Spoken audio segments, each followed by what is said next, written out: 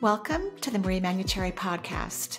Over the last 30 years, it has been my joy to assist humanity in aligning with their magnificence so they may heal, discover their natural gifts, and communicate with loved ones living on the other side. May you also experience delight while we dance in the powerful, intuitive world of energy. Let's get going. Welcome to Where Energy Meets the Divine. I'm your host, Manuchehri. I hope you caught the podcast on Monday. I interviewed Judith Orloff. She's a psychologist and MD who's written many books on the topic of empathy for many years. So she's great. And she just wrote a new children's book. So pop over and listen to that interview because you might be buying those books for the holidays for people that you love and care for. It's called The Sensitive Rabbit. Yeah, it's really great. Great book. So today I'm just going to skip over to the phone calls and start answering questions. Got some fun ones in here, I think. We'll find out how fun they are. So we're just going to get going. And I'm hoping that with the questions that we can get more information, more stories or information coming through as we answer those. So buckle up. I hope you have fun. I'm having fun. Here we go. Hi, Marie. This is Veronica in Michigan. My specific question has to do with my mother, who is experiencing brain fog at times and an inability to recall her words. She did have an appointment with a neurologist who said her brain is actually beautiful and can tell that she has been a lifelong learner. And the neurologist did also indicate that there is a trend, and they're doing studies on it, of globally people experiencing an inability to recall their words. Interesting. I've also taken my mother to a naturopath who gave her some dietary recommendations along with some energy healing work. However, blood draws? we have not seen a great amount of improvement. Yeah. And we want to make sure that we take care of my mom. She's very, very healthy and energetic otherwise. So if you can scan my mother, and if you could give me any other recommendations of how we can best support her, I would greatly appreciate it. Thank you. Thank you so much, Veronica. First of all, your mother's really fortunate to have caring, loving family members and you as a daughter in her life. What a blessing. So I didn't hear anything about a blood draw when you mentioned the naturopathic physician. And that's really one of the things they're known for, is looking very deep into the body and sending you to the lab to get vials of blood. I don't know where you live in the world. I don't believe you mentioned it. There are, I think, 28 states that license naturopaths so that they can actually prescribe and all of those things. So maybe you live in a state that doesn't do that.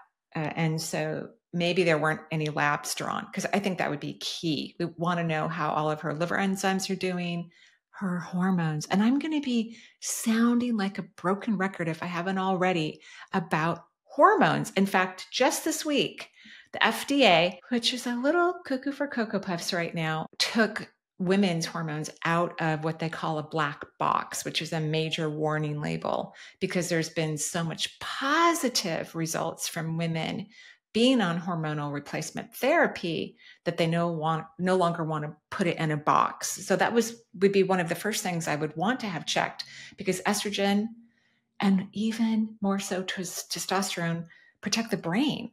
And I can tell you from someone who didn't know her testosterone was 0. And I was starting to be more forgetful. Someone who plays in the psychic realm all the time, the physical realm, can be, interesting. I love it, of course, but maybe I don't always remember where I put something.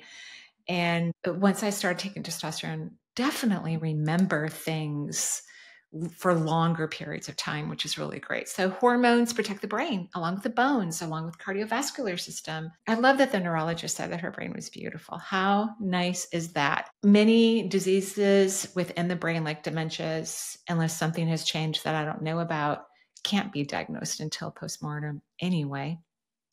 But there are a lot of things they can see, like telltale signs, like or people just fail, the interactive tests that have to do with memory so significantly that they assume they have some form of significant dementia. I drew out your mom's energy. She has a leak in her fourth chakra and her root. So that's a leak of energy, right? A significant amount, actually. These are not my two favorite chakras to be leaking. It's hard to recover from anything when you have substantial life force pouring out of your body. And that is exactly what's happening with your mom's energy. I mean, she has a beautiful connection and pouring in energy from the heavens, beautiful third eye. Her second and third aren't leaking, but she's passing energy through, like it's moving in, hanging out for a couple seconds or maybe half an hour, and then moving out.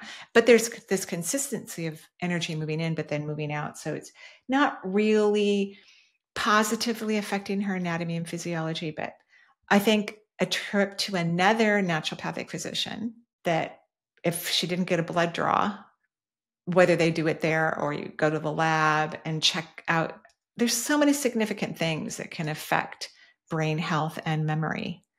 So that's what I'd be looking for.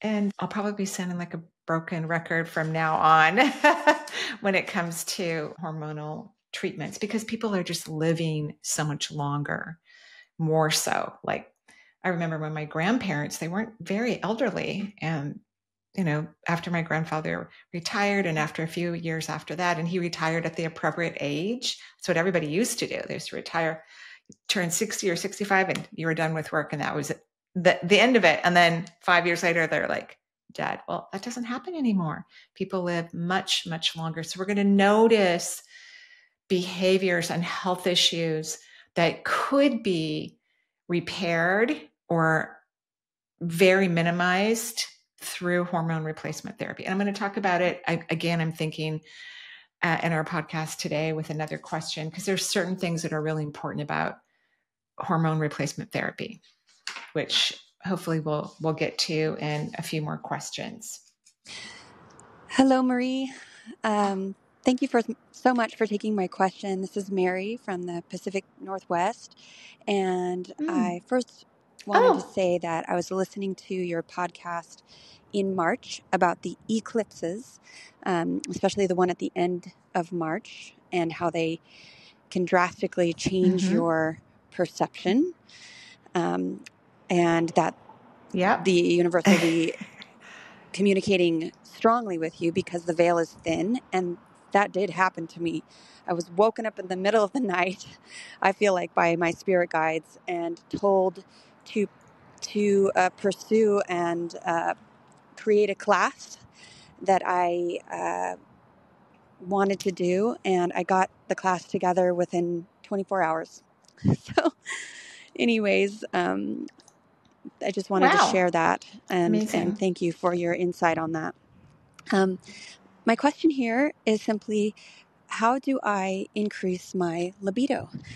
I feel like it comes and goes, and I would just like to have it around more consistently and with a higher response in my body. I have tried some herbs and supplements with mixed results. I'm pretty sensitive to hormones. So I've tried some what-if questions, but I could probably do them more regularly. I'm just open to whatever. And so I feel like you might have some wonderful, beautiful insight, something I haven't considered or thought of, that would be helpful. So thank you so much in advance. Thank you for all your classes and all your help. And I love you. Okay, bye. Aww. I love you too, Molly. And thank you for taking classes, for calling in and leaving a question. I really appreciate it. So even though we're not in the eclipse cycle that we were previously, especially the one that was in March, we are in a similar vibrational pattern. I'll explain that in just a moment. I'm just so happy, Molly, though, that you heard what you needed in the middle of the night and took action, because I do think that is something that does create problems for us, is that people don't take action. They don't feel, even if they feel the inspiration, they don't do it. They go, well, was that true? Maybe it was just a dream, or I'm sure the universe didn't mean that. Or, we have so many humans on earth have such a low value system about oneself that they often lack the inspiration to go and do, even when they've been inspired by the universe, their higher self, their God consciousness. So congratulations. I'm so happy for you. But we are in a really cool, interesting astrological place. Again, very different, where Jupiter, I think it's already happened, but if it hasn't, it's like a day or two from now, Jupiter is going to go retrograde for 5 months until March of next year. And it's retrograde in Cancer. So it's an incredibly opportune time to do some healing work from our childhood. So you may feel, and I'm not just speaking to you, Molly, but I'm speaking to everybody, that you may feel inspired to do some inner work, like some inner child work, or write some letters to people that you'll never send. Yeah, between now and March, it's a perfect opportunity for us to let go of some traumas and dramas from our childhood. It's a perfect opportunity. And because this opportunity exists, the veil is thin because it does require some awareness. It then creates elevated aspects of consciousness where you think very differently than you did before on a topic that you thought a lot about in a totally different way. Like you adopt a healthier way of being in the world on certain topics. So the veil is thinner because Jupiter is such an expansive planet. It creates a lot of momentum, and humanity is asked to do some healing so that we stop making decisions in our woundedness that affect us personally and globally, so that we can evolve, expand, right? Yeah. Okay. Oh, and then, yeah, of course, you're sensitive to hormones. So taking note of that. The second chakra, which governs sex, feeling aroused. It also governs career, creativity, intimate partnership, the relationship, close personal friends, wealth. Yeah, it's a juicy vortex. What I think helps people, but women in general, have a healthier drive for wonderful intimacy, physical intimacy, is feeling safe. And so safety comes from being emotionally intimate with your partner. So that means you have to be emotionally intimate with yourself. You have to look deep within the darkness of yourself. And what is it you really want to talk about? What do you want to have assistance with? What would you like to not have assistance with? Maybe set some boundaries. But having your partner engaged with you in emotional intimacy typically allows women to go deeper in their sexuality and their ability to be orgasmic. Yeah. So it has a lot to do with what's going on inside of you. And do you feel like you have that with your partner? Do you have that? Can you have it? Will you? Is it a good idea? I think a lot of internal questions are coming up on this one. Thanks, Molly. Hi, Marie. My name is Sue. I'm from Pennsylvania. I'm 67 years old. I have a spiritual gift that I so want to start using to help others and help myself, but I can't seem to figure out how I turn it on or how I turn it off. It frustrates me so much that let's not turn it off. Have all the clairs I can see, hear, taste, smell, all of them. I'm either doing the work or I'm totally seem to be shut down.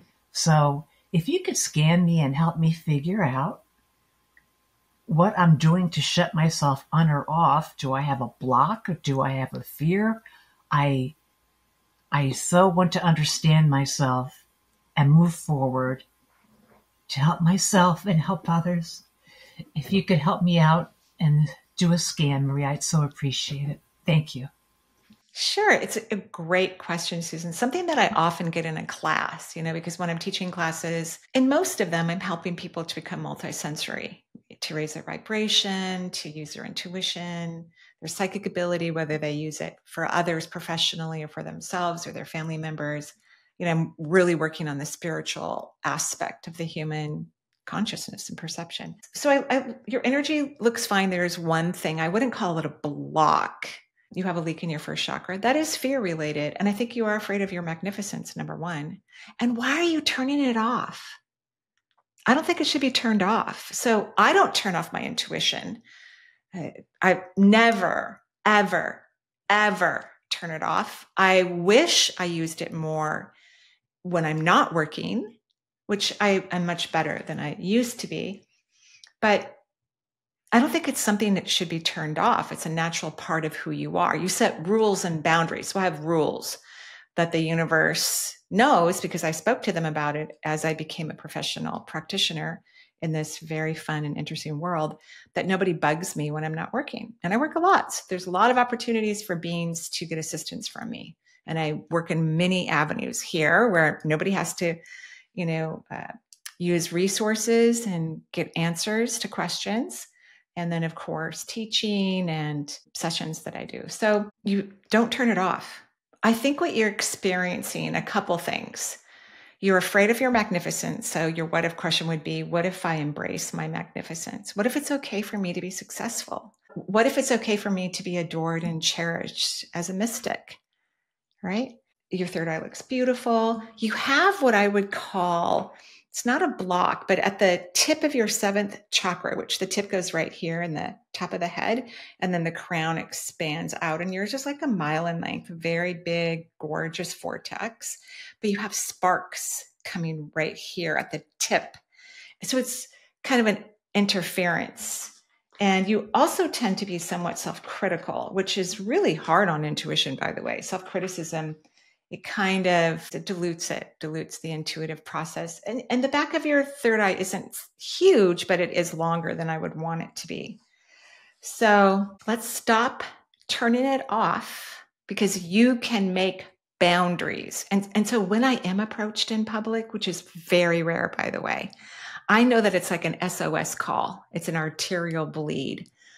Someone really needs my help. I think this one story I've told before, because I don't want to be bothered when I'm walking my dog or grocery shopping. Like, I've already worked, right? I don't want to work. It doesn't mean that I'm not feeling energy. I'm really doing everything I can to be in my body and be aware of my needs and what would make me happy and what would be in my best interest, because psychics are highly empathetic. And a huge portion of the population is highly empathetic as well. And you can't always do what's in your best interest if you're feeling everyone else.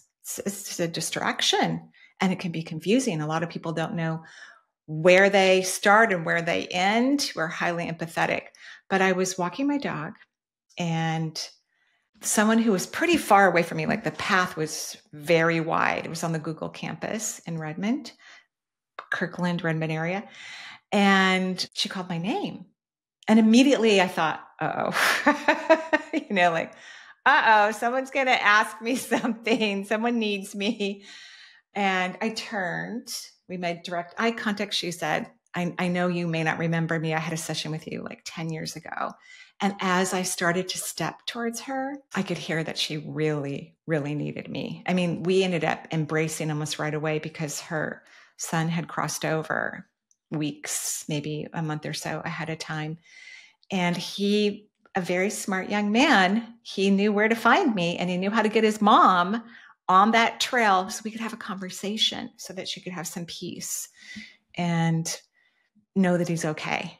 And so we did. We had a conversation. I could see him perfectly drawing.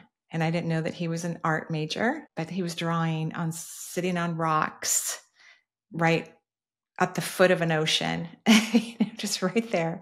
And he was doing his art. But he brought us together, and he did a beautiful job. It was perfect. And I'm so happy that he did. So it's those moments that I do go, okay, it's an SOS call. We need some sort of intervention. But the rest of the time, the universe doesn't bug me. It doesn't tap me on the shoulder. But that also means that I'm staying focused in my own body for my own needs. So let's work on the fear. I do think those sparks probably are about feeling comfortable being an employee of the universe. That's what you are when you're doing spiritual work. You're an employee of the universe. So start embracing it. Use positive what if questions, and don't turn it off. Oh, one more thing. I saw that your energy can go high and then drop. Stay away from the drop. It's much harder to get your vibration up again. And of course, communicating with the multisensory world is a very high frequency experience. To get the full meal deal, you have to have your own energy elevated. So don't drop it. That means go take a nap, rest, do things that make you happy. Don't do things that waste your energy. It's too precious. I hope that's helpful. Thank you. Hi, Marie. This is Brandi from Colorado. My question today is about my youngest daughter, who is seeking her joy in Asia. She's going to 5 different countries, taking about 3 months to do that, and then she'll end up in New Zealand. She's really trying to find her authentic happiness. My question is really about her birthday. So for the last 6 years, the day before her birthday, all the way through her birthday and the day after, she gets really sad, super depressed. She even has panic, like anxiety, really deep anxiety. She has a history of dealing with panic attacks in a harmful way. And this year, she's turning 19. She was in the beautiful Cat Ba Islands of Vietnam. She was at a homestay that really resonated with her, and she was feeling amazing. But still, for 3 days, she pretty much had to be in bed, sad, upset, and going through this whole thing again this year. I have my own ideas about what it's about. I've talked to my guides, and I feel like I understand it to a satisfying degree. But she is not feeling like it's accurate. My insights don't resonate with her. So I asked her, and I've been asking her for a long time, if I could ask a professional, if I could ask you. And she has said no. But this year, she said it was okay, because she really thought that this year, where she was and how she was feeling before, and that it would all be fine, but it wasn't. So anyway, I was wondering if you could get any insight that might actually resonate with her and help her to resolve this. Now, she does have anxiety and depression intermittently throughout the year, but it's just the birthday. It's so odd. Anyway, I value your opinion, and you have really been an amazing catalyst for change for me and my family. And it's just so much more fun. So much more fun living on the planet, using these new perspectives that you give people, and this new higher energy. And anyway, I just want to thank you and see what you think about my daughter's birthday issues. Thank you so much. You're welcome. You're a beautiful baby. And I agree. It's way more fun being on planet Earth when you're playing with the energy and allowing it to be part of your experience, your delivery system. Like, wow, it's quite profound. Couple things going on with her. So depression and anxiety, it's a multi-past life pattern that she's familiar with. And so she hasn't unfamiliarized herself with it. There's a little bit of aspect of victim consciousness too. She's very young. Love that. I mean, what a brave young person traveling around the world. I think that's beautiful. So look at it as kind of a twofold pattern that she's comfortable with. Like, it's so familiar, so that when it starts to creep up, it's hard for her not to jump into it. It's kind of like if there were a koi pond and a blue heron nearby, it would be really hard for the blue heron not to fly over the koi pond and snatch some lunch. So it's a strong pulsation because it's so familiar. And a lot of humans throughout the world have these types of small, large pulsating resonances. It may not be about depression or anxiety. It could be about other things, something that's usually victimizing them. So that's why there's a part of victimization about this, by the way. And because it feels so familiar, they don't realize that they're just jumping into this force field of energy that they're really trying to dissolve. They're trying to evaporate it. That's one of the reasons why they may have reincarnated into the physical realm. Certainly one of your daughter's reasons. And she can be dramatic too. And you have been a very caring, loving, overly nurturing parent, which again, I prefer people that over nurture than under nurture their kids. I think it's important. So if you could try not to have an energetic response to these moments. Try to become neutral when these things happen, because she feeds off the concerns that other people have for her. You're not going to decrease your concern. It's not going to be that you won't, do whatever you think needs to be done to help her, or anyone else for that matter. That's just the type of person you are. But you can change your reaction so that we're not getting you helping to feed unconsciously this very old past life pattern. And to kind of bring the point around just in a vibrational process is, discovering what your joy is or your passion makes it so much easier when people practice the feeling of joy, because passionate things in one's life are joyful. People who can and often do choose to be in the vibration of joy find their passions much easier than those who don't. It's the truth. And they get the resonance about it, like, oh yeah, this is important. Oh, I'm going to be good at this. This is going to feed me. Oh, I got to try this. So that could help her if she could start practicing finding personal things that authentically bring her joy, and then holding that energy as long as she can, several minutes to 5 minutes, because that's going to start training her subatomic particles to calibrate to that frequency of joy. It's a true frequency. It truly exists. That's where passion lives. That's how people find their heart's desires, is through the practice of feeling joy, so that when it comes up, they can identify it and not be confused and follow it further and be further inspired. I also think, talking about hormones, but of course I'm not recommending, she's too young, unless there was something really seriously wrong with her hormones. But there is a supplement. It's called Femmenessence, all herbs, all natural. And herbs are plants. I'm not saying this for you, for your need, Brandi, but for everybody else's. A lot of people don't realize that supplements are food, just in higher concentration. Like when we need vitamin C, I can't eat 10 oranges to get the amount of vitamin C that I need when I have a cold. My stomach will not like it at all. So supplements actually help us absorb higher volumes of plant or food particles like potassium or enzymes or whatnot to help balance us. But Femmenessence has 3 different formulas. They're for different age groups. So there's one for your daughter's age group, there's one for my daughter's age group, and there's one for my age group. So Femmenessence, you can look it up. It's available pretty much everywhere, at least online, and it's been FDA approved. Okay, long time ago, it was approved by the FDA. Okay, thank you so much. I wish all of you the best and safe travels for your lovely child, who's obviously brave and hanging out in the world in profound and amazing ways. So that's pretty cool. Very cool, actually. I really like it. Hi, Marie. My name is Theresa, and I live in Bradenton, Florida. Oh.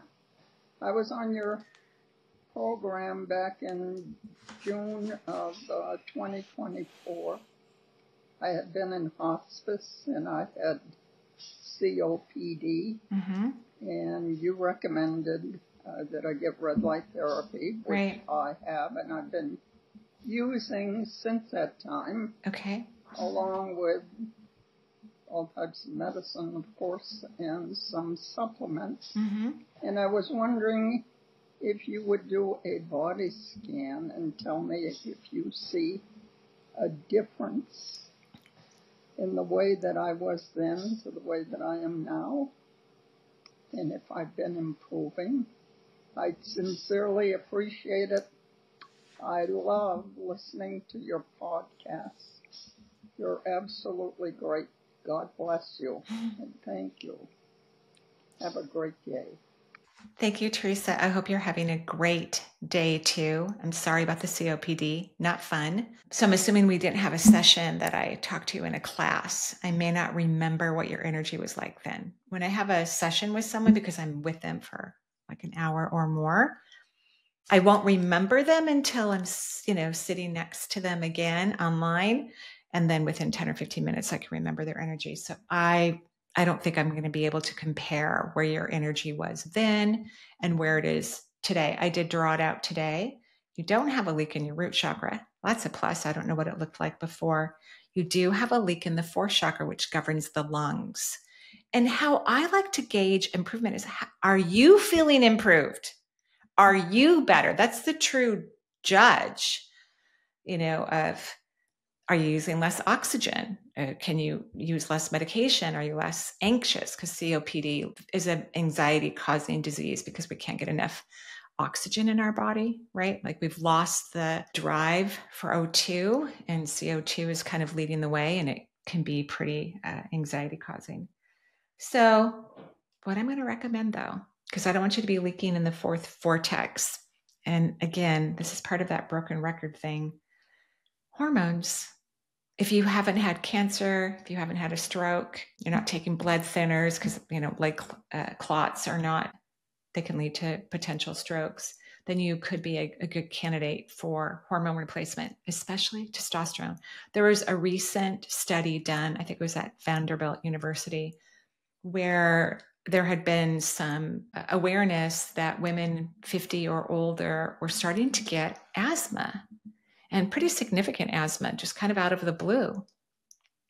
And so they did some research with testosterone, and a large percentage of the participants, their asthma disappeared or greatly decreased, where before it wasn't really being taken care of with inhalers and albuterol.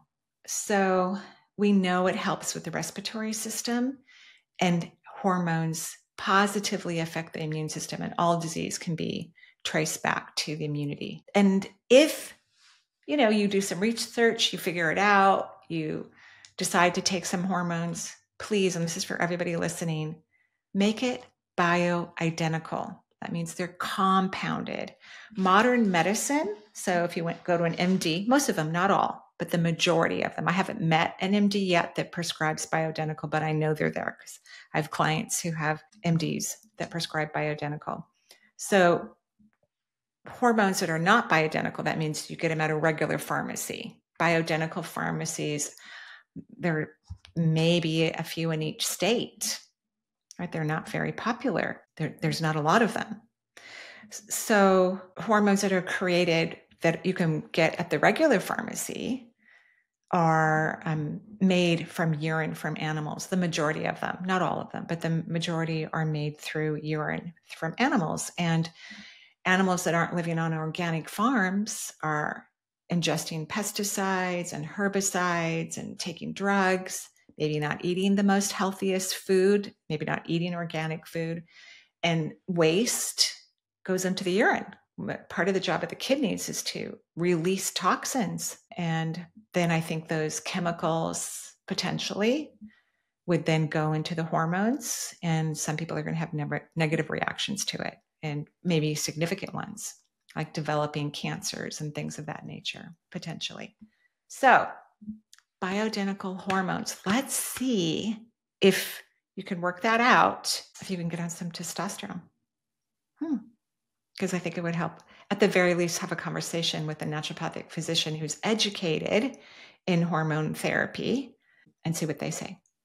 Okay? And we're all sending you love. Lots and lots of love to you, Theresa, to help your body get better and to enjoy your life even fuller. Thank you, everyone, for listening to the show today. I am currently teaching classes for the Shift Network and on my network. So 3 currently, and I will start teaching again in January. 3 more classes, 2 on my platform and 1 on the Shift Network. My platform already has the classes I'm teaching, 1 on vibration and 1 on the Shift Network. It'll be an advanced course. It's going to be really interesting, a very fun, interesting course. But we'll tell you more as we get closer to the date. Thank you, everyone. Joyful blessings. Bye-bye.